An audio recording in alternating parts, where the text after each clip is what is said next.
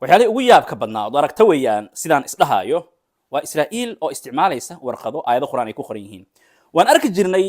waan arki doonaa dabcan aayadahe ama aayadee qaybtee waan arki jirnay marka ayadoo warqado daadinaysa warqadaha waxay ku saabsanaan jireen ka qaxa ka guura waan soo soconaa waan dilaynaa qofkii ku digay kuma dilin iyo wixii la midka ku qornaan jiray laakiin markan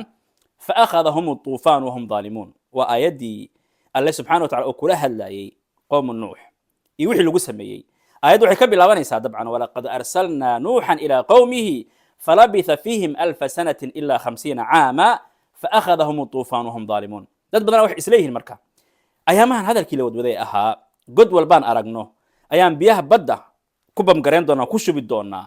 miyay ula jeedaan ileen aayadan tafsiirkeeda wax kale ma ahan alle wuxuu naga warramayaa markay diideen inay rumeeyaan nabiyullaahi nuux qoomkiisa ayaa alle wuxuu leeyahay fa akhadahum at-tufan wa hum zalimun ayagoo zaalimiin ah ayaan sida u qarqinay biyo samada iyo dhulka isaga keenay